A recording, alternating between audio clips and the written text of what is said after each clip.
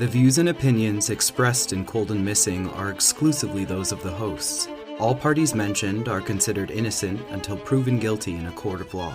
Cold and Missing also contains adult themes and languages. Listener discretion is advised. I'm your host, Ali Solkowski. And I'm your co-host, Eli Solkowski. And this is Cold and Missing, where we cover cold cases and missing person cases. Hello, everyone, and welcome back to Cold and Missing. I'm your host, Ali Solkowski. And I am your co-host, Eli Solkowski. Wow, babe. A year, right? Yeah, today is officially 1 year since we uploaded our first episode. We've grown quite a bit since then, learned a lot, and you've built something incredible, and I get to see all the work that goes into it, so...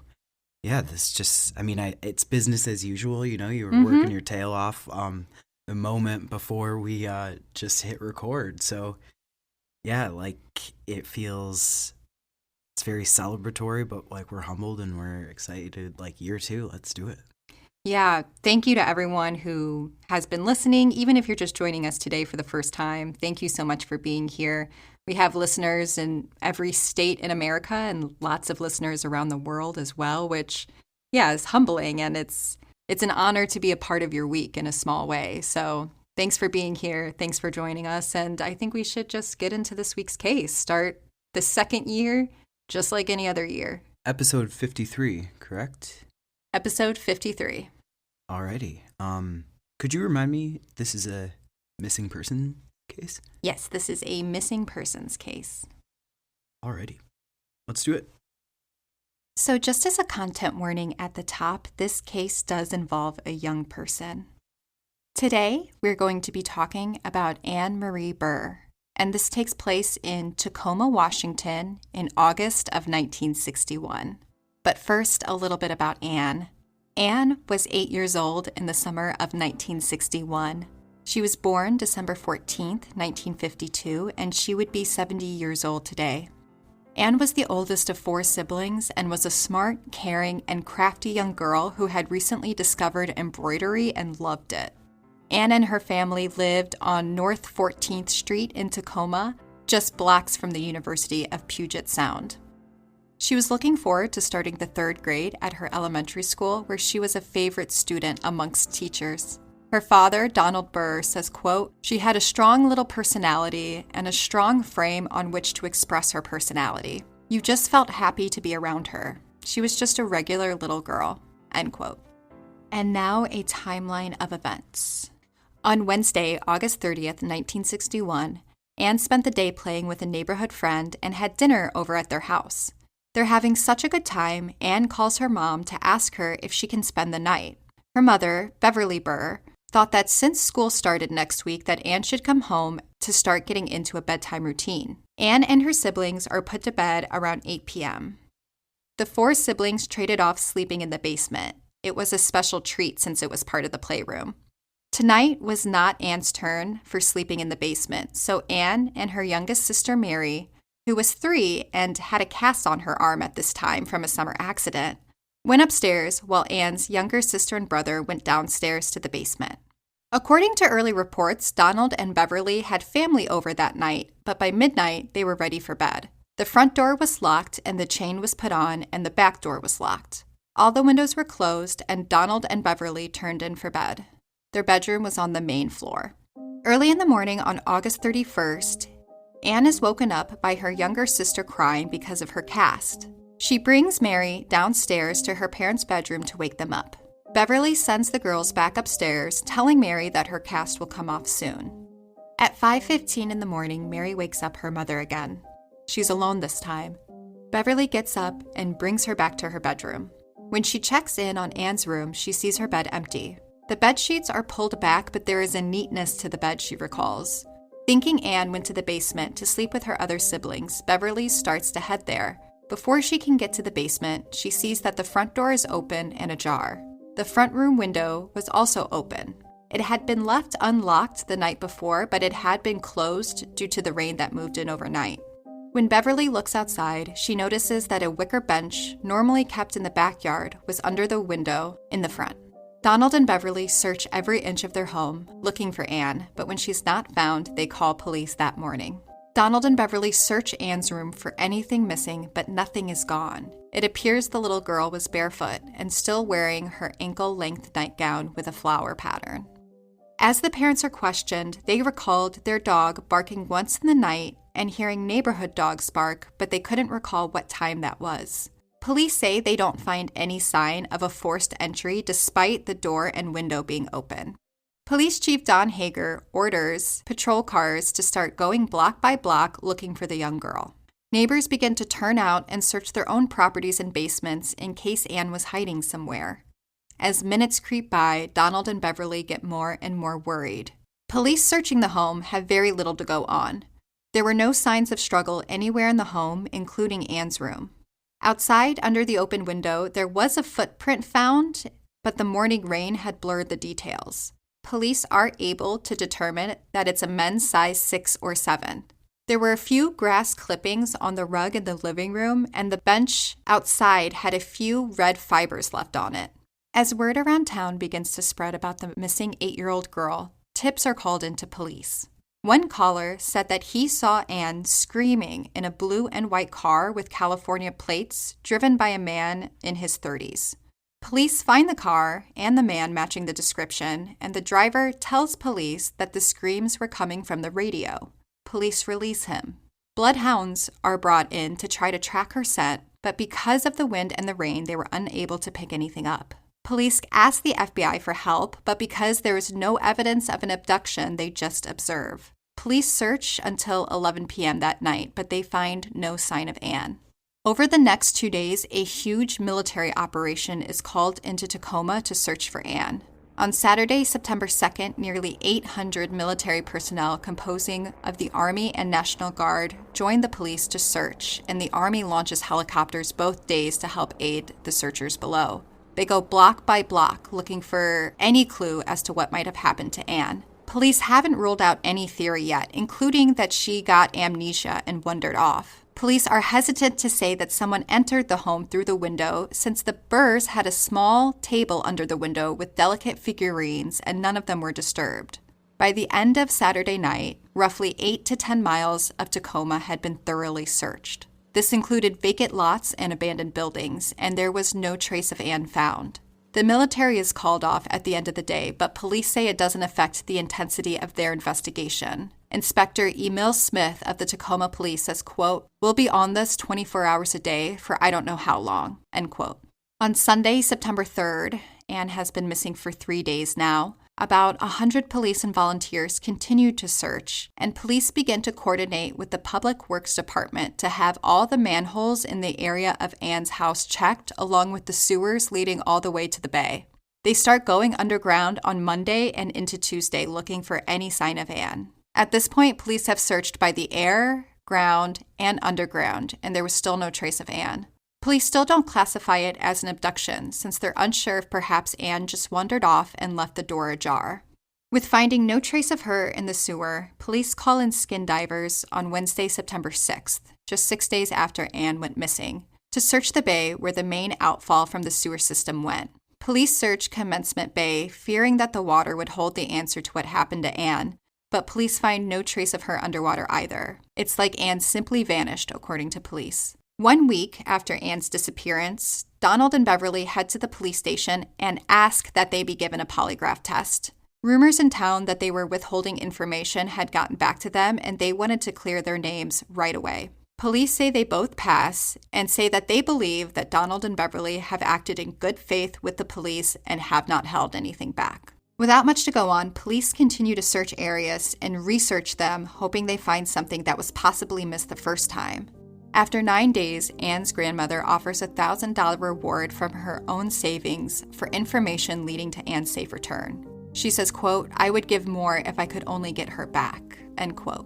The family believe that someone crawled through the window and abducted Ann. Police believe the reward is good, but probably too small for someone to overcome the fear of telling the police what they know. Over the next several days, a fund is set up for the reward, and people donate money for information. All in all, $5,000 will be raised by the community. On Thursday, September 21st, Ann has been missing for 21 days. Police are stumped. Detective Russell Richardson says, quote, "I have never seen anything like it. We have nothing to give us any direction in the search," end quote. By the end of September, police have interviewed every home within 70 square blocks of the Burrs' residence. Police had run down every lead called into them. The police say they don't know any more now than they did a month ago. Police have gathered 225 suspects, and I use that term loosely. They gathered the names of all known sex offenders in the area, people that were in the area by circumstance, and a few leads that had called in. Police will check out all their alibis, and those they can't verify, they'll ask to take a lie detector test. Police also plan on having anyone within a 25-block radius take a lie detector test as well. As October rolls in, Donald and Beverly ask that people continue to check their properties again and to keep looking for Ann. Donald asks that hunters be vigilant on their treks. He says, quote, "We would like the hunter walking along a gulch or valley to take the extra little time to investigate if he sees something strange," end quote. The parents also mentioned that there was a peeping Tom in the neighborhood recently. Police are starting to call her case an abduction. Detective Russell Richardson says, quote, "The physical situation and all the attendant evidence indicates an intruder did enter the house and take the girl. Our investigation has eliminated the parents as suspects," end quote. Despite police believing in the abduction theory, the case is still not classified as an abduction, so the FBI are still not involved. Donald and Beverly are trying to be strong for their 3 other children. Donald says, quote, "They look right into your eyes and they wonder what has happened in our house. They look like they have lost some security, and they wonder, will we, as a mother and father, permit a man to come into the household and take one of them," end quote. The family continue to pray for Ann, and they'll never give up on her. As fall continues to move into winter, there are other crimes and attempted abductions of children that police look at, but none lead back to Ann. On December 9th, Ann has been missing for 100 days. Police organize a search of University Place, Washington. This is directly west of Tacoma. Police tell searchers to be on the lookout for the nightgown Ann was last seen wearing, a necklace that she wore with religious medals of Jesus and Mary on them, and a bracelet with her address and phone number engraved, as well as "St. Christopher Protect Us" engraved on the back. Amongst the searchers was Ann's father, but nothing is found. Police ask that if people are out hunting Christmas trees during the holiday season, that they stay vigilant. In March of 1962, so Ann has been missing for 7 months at this point, a caller from Olympia, Washington, calls to say that he saw a little girl that looked like Ann with a man and a woman. The little girl was crying and asking for her mother. Police search Olympia, but they're unable to find the couple or Ann. Police believe at this time that Ann is dead. However, a few months later, there is another possible sighting of Ann, this time in Canada, in Portage-la-Pierre. A man at a service station saw 2 women and a man and a young child eating at the restaurant. The man said the adult spoke sharply to the young girl and that she had demanded French toast at the restaurant. The man later saw a newspaper article with Ann's picture in it and recognized the young girl in the service station as Ann. The Royal Canadian Mounted Police are alerted, but they're never able to find these people or any sign of Ann. In July of 1963, Ann has been missing for almost 2 years now. The Burrs adopt a baby girl. They said they're happy to have 4 kids in the house again. Beverly says, quote, "The detectives have been wonderful. We're in contact with them about once a week, and we know they are doing everything they can. We still hope someone will remember something. I guess we're reconciled." It's hard to use that word. To probably not see Ann Marie alive again, but we can't take her out of our hearts, end quote. Police say they're no closer to solving it now than they were 2 years ago. 2 detectives are still assigned to the case, and they have 5 thoughts on what could have possibly happened to Ann. So the first is that someone who was obsessed with Ann and wanted to take her specifically abducted her. The second thought is that Ann was enticed out of the house by someone that knew her. Police say the light was left on in the living room, so she would have been able to see someone at the window.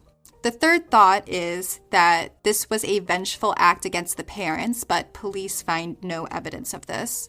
Another thought is that this was a money gain kidnapping, but there are no ransom calls or notes ever delivered to the Burrs, and the Burrs are not a wealthy family. And the last idea that police have is that this could have been a case of mistaken identity. There was another Burr family in Tacoma, Washington that was wealthy, and they had a daughter about Ann's age. Police theorize that perhaps they were the intended targets for a ransom kidnapping, but they don't discover any evidence to support this either. In July of 1964, so Ann has been missing for just under 3 years, 10-year-old Galen Stewart is abducted after walking to a park from her home. She's taken from Tacoma, Washington, and for 3 days, a man named Ralph Everett Larkey drove around Washington, Oregon, and Idaho with her. He cut her hair and changed her clothes. After 3 days, he dropped her back off in Tacoma with $15, and she was recognized when she went into a store to buy some candy. The FBI moved to arrest him in early September, but as agents announced themselves at the door, they hear a gunshot inside and Larkey had shot himself. The FBI aren't able to talk to him about Galen's abduction or about Ann's. Police were very interested in talking to him about Ann's disappearance due to the similarities in the case. At the 4-year mark, Beverly and Donald write a letter published in the newspaper. It reads in part, quote, "It was a black night and raining hard. We wonder if the wind was screaming with her screams. We wonder if a group of drunken, crazed boys took her or a mad sadist. Night comes and with it the fear, the listening, the horror again and again. Only prayer can lessen the pain as we whisper, 'Dear God, be with Ann. Please let us and other parents like us be strong.' The child pays for the crime in hours of unbelievable terror. Parents pay every day they live. The criminal? We want him to be rehabilitated and paroled, but not less there is a job waiting and a friend, and not unless he believes he was created for one purpose alone, to love God and to serve him, and this by loving his fellow man." End quote. In October of 1967, Ann has been missing for 6 years at this point. A man in prison confesses to helping bury the body of Ann. His story changes often, but he mainly says that a man who worked on a bean farm outside of Salem, Oregon, had killed Ann, and he helped get rid of the body. Police bring the man from prison out to Oregon where he says it happened. First, police search a pond on the bean farm after he said that he had tied weights to her and sank her body. When they don't find any evidence in the pond, the next day he says that they had actually buried her in a shallow grave near the pond. While police don't believe this man since his story has changed so much, they can't disprove what he's saying either. So they check every place he points out. Eventually, they determine he's lying and they just take him back to prison.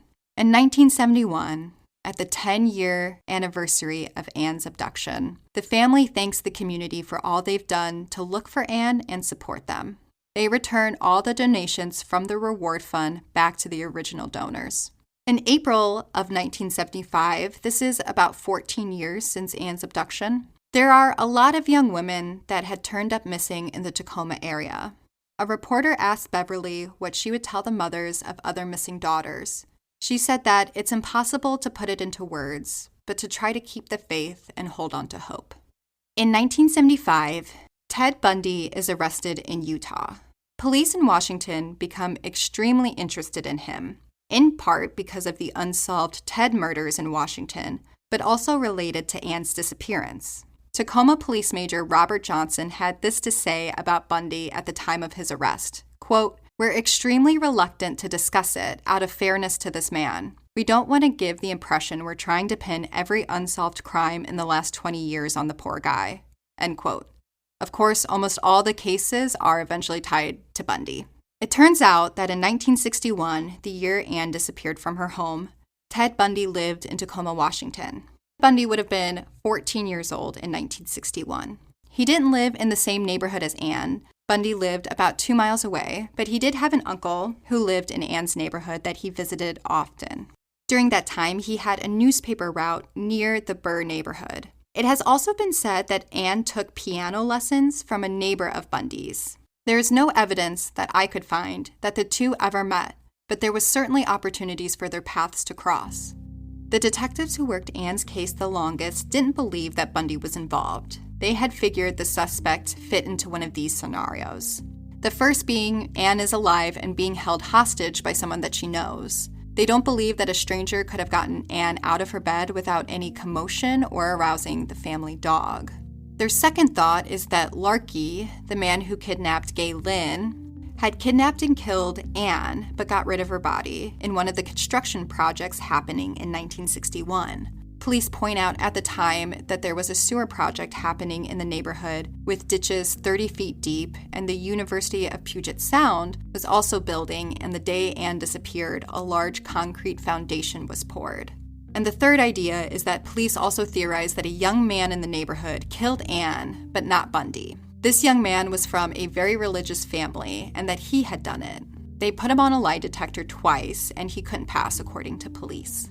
In January of 1989, this is 28 years after the night Ann disappeared, the state of Florida had signed Bundy's execution papers, and in a last-ditch effort to put it off again, Bundy said that he had killed 11 women and girls in Washington, 8 known by police and 3 unknown. Bundy's legal team hoped that they will hold off the date of execution so Bundy can give these confessions and the bodies can be recovered. He won't give details about the 3 unknown unless the date is pushed back. Donald and Beverly Burr had been writing to Ted Bundy to try to get information out of him about Ann. They believed that Bundy had kidnapped their daughter. Donald even believes that he saw Ted the morning that Ann disappeared. When he and a search party were on the University of Puget Sound campus looking for her, Donald saw a young man in the bottom of a watery pit near the construction site.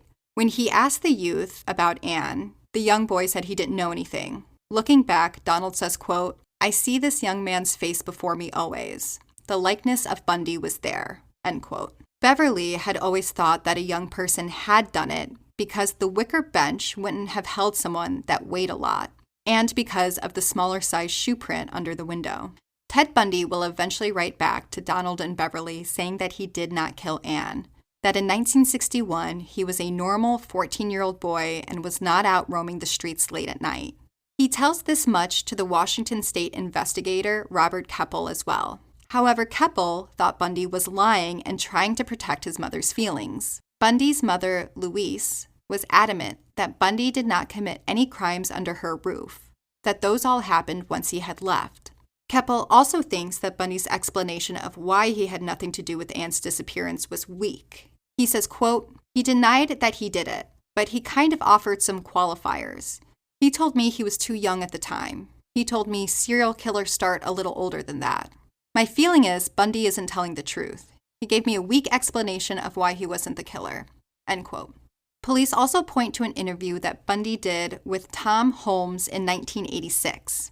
When Holmes asked Bundy to speak hypothetically about a killer like him, Bundy theorized that someone like him would hypothetically start at around 14 or 15 by killing an 8 or 9-year-old girl. Police believe he was talking about himself and Ann. In August of 1999, 38 years after Ann was last seen in those early morning hours, a memorial service is held for her. Donald Burr said, quote, "Life cycle is coming around, and we think we may want to finish this and face the reality of one of our children have left us," end quote.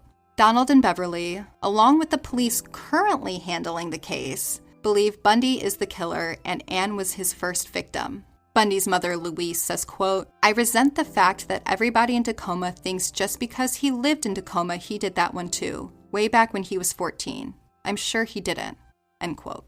In July of 2011, 50 years since Ann disappeared, an investigator working on her case wanted to know if there was a DNA sample of Bundy that could be tested against evidence from Ann's case that had never been analyzed. Police don't give any details about what this evidence could be. From my understanding, they had very little to go on in 1961, so we're not sure what items the police have kept as evidence. By luck, a vial of Bundy's blood was still on file even though it had been set to be destroyed years ago. Police are able to upload his DNA into CODIS and compare him against evidence from Ann's case. A few months after these items were submitted in October of 2011, the results come back, and the lab was not able to develop a DNA profile of the suspect from the evidence in Ann's case.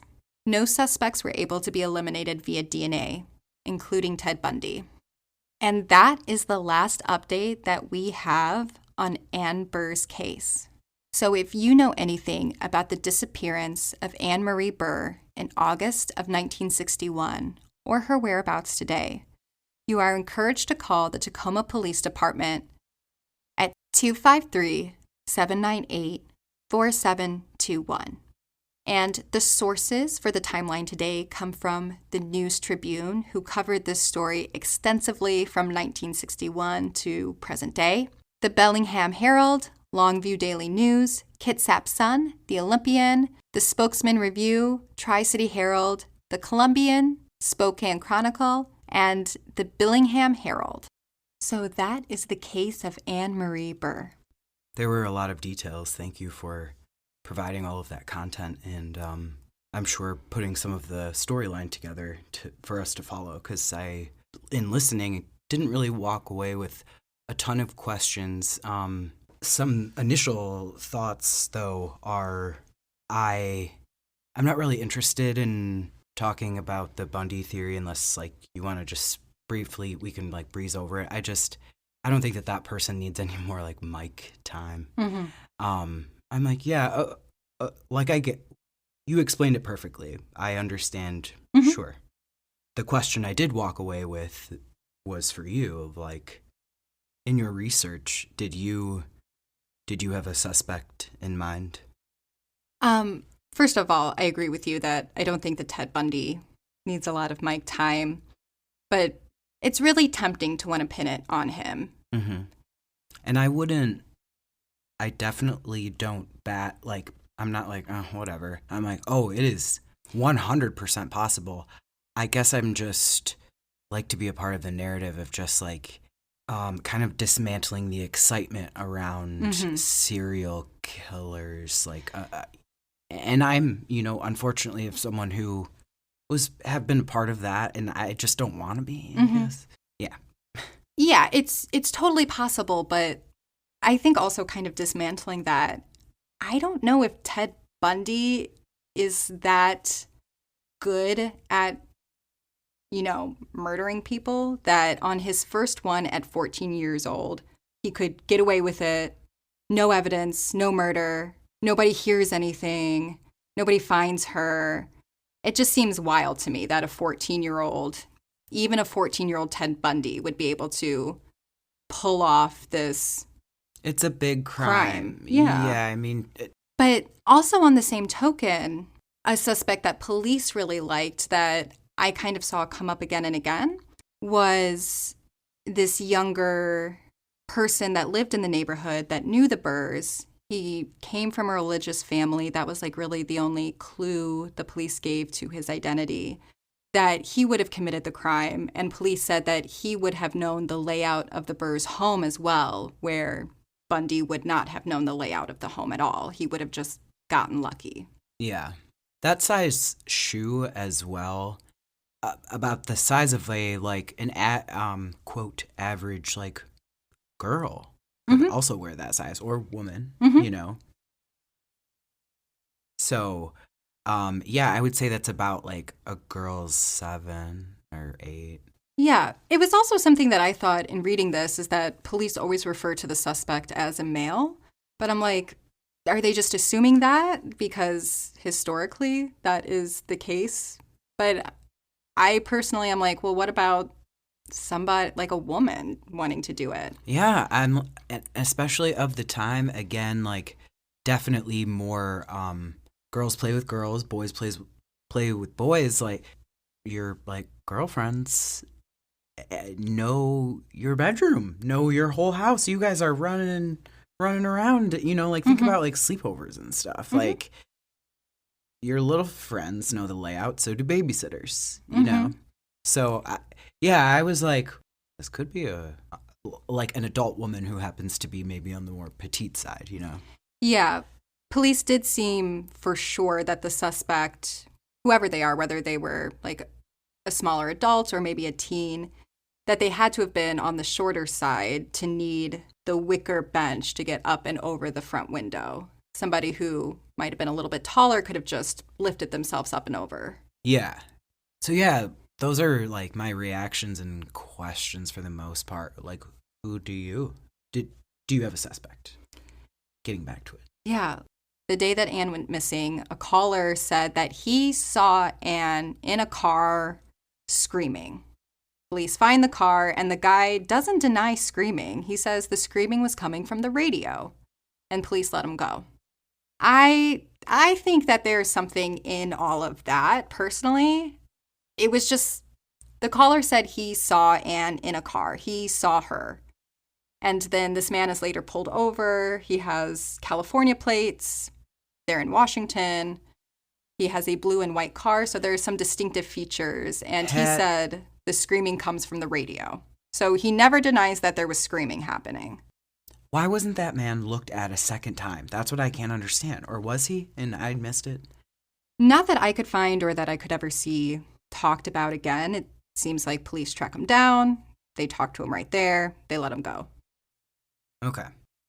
But, you know, I hope that there is a resolution for Ann's siblings. They're still with us. Her parents have passed on, but her siblings are still alive and hoping for answers. My heart really goes out to them. Mm-hmm. The imagery of the story, you know, just listening to it, I was like terrified. It's very scary to, and my mind lends itself to like recreate imagery that like scares me, but like it scared me to hear that. It scared me to hear it. It's a scary story. Like, you know, in the middle of the night, Ann is up with her younger sister, and then just a few hours later, she's gone, and the doors open and the windows open. That's a nightmare. It is a, yes, it is That's a nightmare. Yeah, it's a nightmare if you are someone who, you know, is interested and invested in the true crime world. It's a lot of our worst fears, you know, for sure is mine. And knowing how easily life can be turned upside down. Ted Bundy is a big name. The fact that like I didn't really know this, you know, speaks volumes about the necessity for not just podcasts, but like hubs of like people who like care about talking about stuff like this. Because I'm like, how did I not know? I'm someone who like it should have come across my radar, you know, and maybe it did, and I wasn't listening. But I'm listening now. I'll be honest. I've read The Stranger Beside Me. I've watched documentaries. Oh yeah, of course. I think anyone who's listening is probably like, yeah, me too. It's an echo chamber in here in regards to that. Totally. But I didn't know about this potential first victim when he was 14 years old, and how deeply investigators still on the case today kind of believe this theory. So yeah, the cops have a couple theories, and Ted Bundy is still on the list. He's still on the list. They haven't been able to eliminate him. They tried with his DNA, but unfortunately, they weren't able to develop a profile of the suspect in Ann's case, so he couldn't be eliminated. Again, if you know anything about the disappearance of Ann Marie Burr in August of 1961 or her whereabouts today, please call the Tacoma Police Department at 253-798-4721. And while we've still got your attention, hopefully, please, while you're in your podcast app, rate, like, subscribe, Apple Podcasts, leave us a written review. We love to see those. And if you're already following us on Instagram, you've seen our updated logo. Hopefully you're seeing it now in your podcast player as well. That means I did everything right to get it uploaded. But if not, you should be following us on Instagram. We'll have pictures of Ann Marie. Or you can check out our website, coldandmissing.com. You can review us there. You can leave a donation there. You can send us a voicemail there. So anything you want to know, even if you want to know a little bit more about Eli and I, it's all on our website, www.coldandmissing.com. And just thank you again for being here as we enter our second year of Cold and Missing. I can't wait to see where this goes, and I'm glad you're here and a part of it. And with that, have a good week and stay safe, y'all. Thanks for being here and stay safe, y'all.